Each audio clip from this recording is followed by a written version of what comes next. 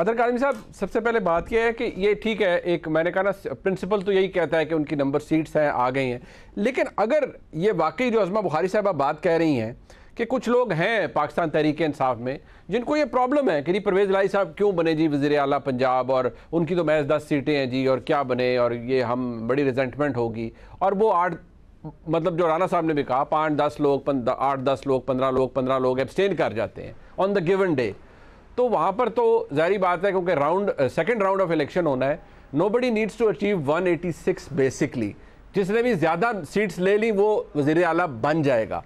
आपको क्या लगता है, क्या ऐसा कुछ होगा या नहीं, ये स्मूथ ट्रांजिशन हो जाएगी?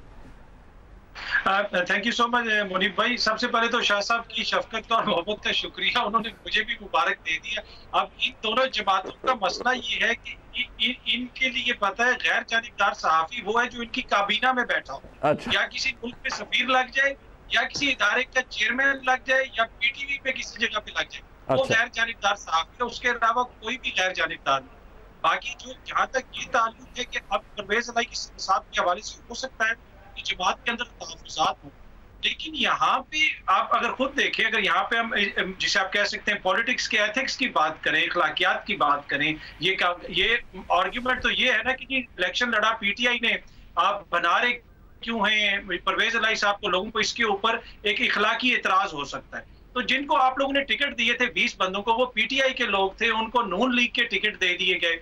उसके बाद अगर आप ये देख लें कि इस वक्त ये कहते थे कि इमरान खान को सियासत नहीं आती, और जिन्होंने सियासत सिखानी थी उनकी दौड़ें लगी हुई हैं पूरे मुल्क में, और वो लोग जो एक दूसरे के हवाले से किस किस्म का मौकिफ रखते थे, इस वक्त एक दूसरे के वकील बने हुए। प्रॉब्लम ये है कि ये लोग कैच अप खेल रहे हैं। जिस तरह 3 महीने पहले इमरान खान की हुकूमत गिराई गई, उस वक्त हमें यह बताया गया कि इसका किस्सा हमेशा के लिए खत्म हो गया, लेकिन आपने देखा उसने एस्टैब्लिशमेंट को भी टेक ऑन किया। इन तमाम जमातों को जो एक दूसरे की जिद हैं, एक दूसरे के अजली मुखालिफ हैं, इन सब को इकट्ठा किया और उनको भी टेक ऑन किया और सबको शिकस्त दी। तो मुझे नहीं लगता कि ये सब कुछ हासिल करने के बाद आखिरी दिन में वहां पे परवेज इलाही साहब नहीं बन सकेंगे, और यही वजह है कि फिर राना सनाउल्लाह साहब जैसा एक जीरक सियासतदान इस किस्म का बयान दे रहा है कि हम लोगों को गायब करवा देंगे, इसलिए कि सियासत तो अब और बची नहीं है, ये आखिरी अरबा ही रह गया, तो यही आप इस्तेमाल कर सकते हैं। अच्छा, नहीं, मेरा नहीं ख्याल उन्होंने कहा कि गायब करवा, उन्होंने कहा है कि इधर उधर हो जाए, तो मतलब आपको लगता है कि ये गायब कराने की हद तक जा सकते हैं? वो तो बवाल हो जाएगा, बहुत बड़ा टेंशन बन जाएगी। ये आज के दौर में कोई गायब किसी को करवा सकता है ऐसे? अतर काज़मी साहब, राणा साहब ने इतनी शफकत क्यों फरमाई है इस तरह का बयान दे के इधर उधर हो जाएं? आपको भी पता है कि किस किस्म का उन्होंने वो मैसेज दिया है। और दूसरा, जिस किस्म का राणा साहब ने रवैया रखा पाकिस्तान की आवाम के साथ गुज़िश्ता 3 माह के दौरान, उन्होंने कहा जहां पे 600 गोले आंसू गैस के मरवाने थे, मैंने 650 मरवाए, और वो साथ साथ हंस के बता रहे थे, हमारे ही चैनल पे वो बता के गए। तो मेरे ख्याल भी एक्सपेक्ट कर सकते हैं। अच्छा, वैसे अज़मा बुखारी साहबा, आप 2 घर देख लीजिए, एक अता तारड़ साहब के लिए, एक राना सनाउल्लाह के लिए। वो कह रहे हैं फवाद चौधरी साहब के पंजाब में दाखिले पर पाबंदी लग जाएगी इनके ऊपर 22 तारीख के बाद, यानी 23 तारीख को। तो वो कह रहे हैं इस्लामाबाद में वो गेस्ट हाउस में किसी में रहे, तो चले गेस्ट हाउस में क्या रहना, पार्टी को चाहिए उनको घर ले दे, क्योंकि पंजाब में तो बकौल फवाद चौधरी के ये दोनों शख्सियात आ नहीं सकेंगी। फिर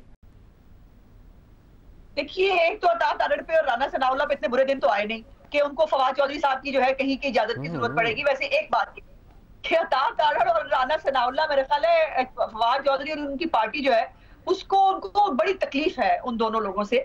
अभी मैंने जो इसलिए फवाद चौधरी साहब अपने घरों की फिक्र, एक तो इनका प्रॉब्लम ये है, दूसरों के घरों में घुसते हैं, अपने घर की फिक्र नहीं करते। तो मेहरबानी करें अपने घरों की फिक्र करें, हमारे घरों की फिक्र ना करें, पहली बात। दूसरी बात, अतर काज़मी साहब के लिए अर्ज है कि हमने अगर आजाद लोगों को जो हमारे साथ शामिल हुए थे, या जो पीटीआई के लोग थे जिन्होंने अब हमारे टिकट से इलेक्शन लड़ा, तो प्यारे भाई जरा अपने हकायक की चेक कर लीजिए। जितने हमारे रनर अप थे, जितने हमारे कैंडिडेट थे, वो इमरान खान ने अपनी टिकट देके उनसे इलेक्शन लड़वाया है। तो ये फॉर्मूला दूसरी तरफ भी ऐसे ही एप्लीकेबल होता है।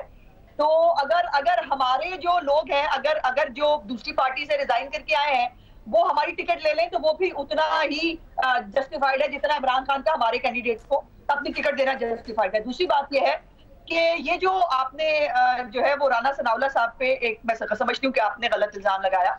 मेरी स्टेटमेंट है आपकी, उन्होंने ऐसा बिल्कुल नहीं कहा कि वो गायब कर देंगे।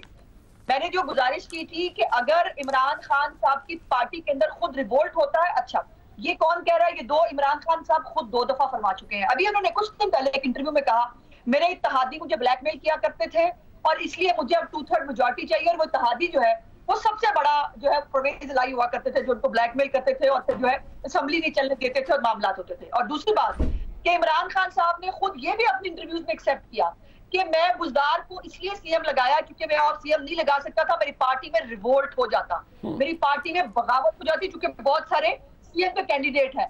तो प्यारे भाई, ये उनके अपने स्यापे हैं, इनकी अपनी लड़ाई है, इसमें हमारा कोई लेना देना नहीं। लेकिन ये बात है कि परवेज इलाही को सीएम एक्सेप्ट करने के लिए पंजाब असेंबली में एक बड़ी तादाद जो है वो वजीर आला एक्सेप्ट करने के लिए तैयार नहीं, और जस्टिफाइड है। क्यों हो? मुझे ये बताइए, क्या पीटीआई जो है वो क्यू लीग में जम हो गई? चले ठीक है, ये एक सवाल आपका अपनी जगह मौजूद है, ये ठीक है, आपका अपनी जगह एक मौजूद है, लेकिन ये तो पता चलेगा 22 तारीख को। बट एक बात शाह जी, ये बात लोग बड़ी तनकीद कर रहे हैं, और कई आज पाकिस्तान तहरीक इंसाफ के लोग भी कहते हैं कि देखिए अभी कुछ देर पहले बात हो रही थी तो बहुत से लोग ये कहते हैं कि देखिए नहीं, आसिफ जरदारी साहब ने PMLN को जो सियासत है वो ज़मीन बोझ कर दी, सियासी तौर पर बड़ा नुकसान पहुंचाया जरदारी साहब ने ये PMLN को भी। जब से ये तहरीक अदम एतमाद हुई, देखिए हुकूमत जो इत्तेहाद में है उसे गालियां पड़ रही हैं, महंगाई हो रही है, डॉलर कहाँ जा रहा है, स्टॉक मार्केट क्रैश कर रही है, और इतने ज़्यादा मसाइल हैं, और आप फिर भी इसी पे हैं कि हुकूमत चलती रहे और वफाक के अंदर चलती रहे। तो सियासी पार्टियाँ, उनमें सबसे ज़्यादा मुस्लिम लीग नून को नुकसान हो रहा है, और इसकी वजह आसिफ जरदारी साहब है। अच्छा, ये दूसरे सब लोग कह, आप तो नहीं कह रहे ना इस तरह? हाँ, नहीं, मैं बिल्कुल नहीं कह रहा, ये बहुत से लोग कह रहे हैं, लेकिन मैं नहीं कह रहा। मैं भी नहीं कह रही, नून लीग भी नहीं कह रही। तो जी, ये वो लोग कह रहे हैं जो फपे कुटनियां हैं। अच्छा। जो उस तरह का काम करते हैं और वो इस तरह की बातें फैलाते हैं। देखें, इस वक्त चेयरमैन बिलावल साहब और प्रेसिडेंट आसिफ अली जरदारी साहब और हमारी दीगर जो लीडरशिप है वो बारहा ये वजाहत कर चुकी है कि जो भी काम है इस वक्त मौजूदा वफाकी हुकूमत का, उसमें हम सब लोग साथ हैं।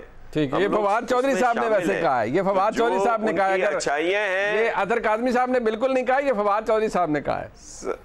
एक ही बात है सर, वो कमाल हो गई आप। फवाद साहब जो हैं वो तो अभी वो फफे कुटना है या क्या है, कुटनियां हैं उनके हैं, और वो इस तरह की लगाई बुझाई करते रहते हैं। उनकी बातों को हम सीरियस नहीं लेते फवाद साहब की।